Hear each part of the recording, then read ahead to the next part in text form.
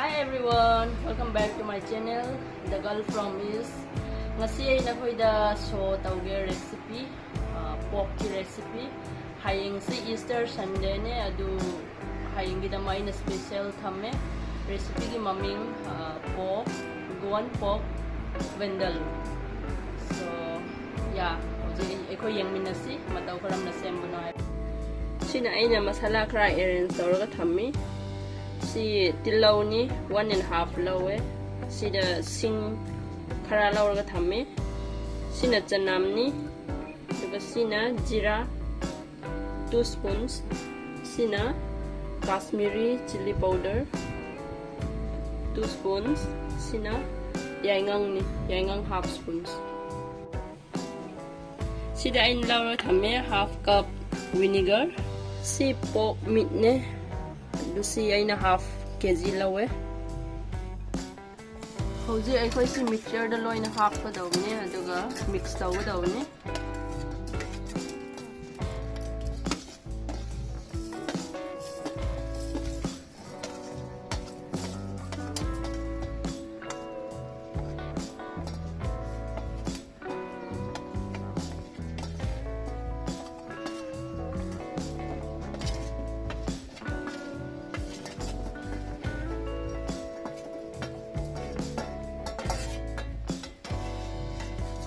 last sigi vinegar se half cc da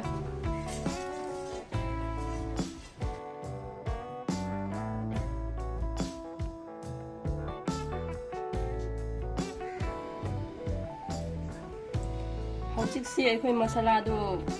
ready oikre ado si pork ta sumain habo oksa do da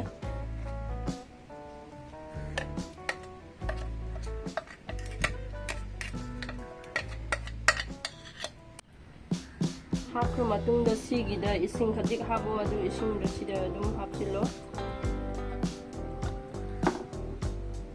sida thum spoon ama add taw sumain habo hojik sida phajana sumaina mix taw ra loira matung da minute tara goma thamo sumaina minute tara thamchi hojik ahanbada asigi tilawa ma ikoi ahanbada hapsi cooker da hojik ngasai nang na ollaga thamkiba oksa do asi cooker da hapsi ikoi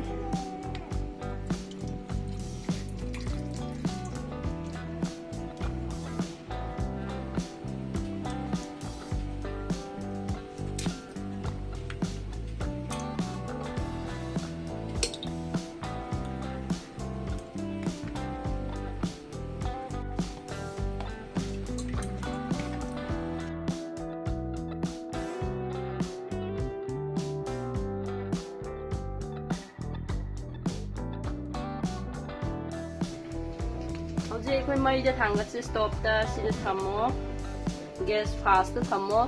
aduga first wishing kono tawra madungda si gas ti nem thawo aduga 15 minute kumba thamo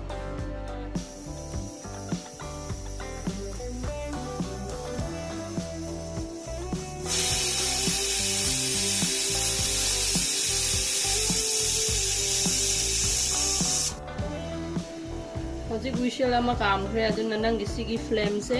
low da thamo 15 minutes thamo so hojik ai khoi gi kano se 15 minutes yo khre aduna si yeng si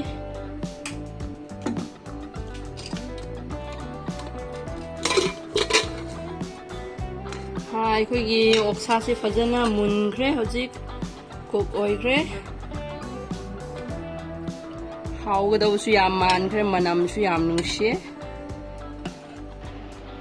ai mayam hoji ai gi pork thong si ready oi khre yam spicy oi yam hawe adu yum da dum try to bio adu ai gi channel subscribe to bio na koina sangba pam ready how like and subscribe to bio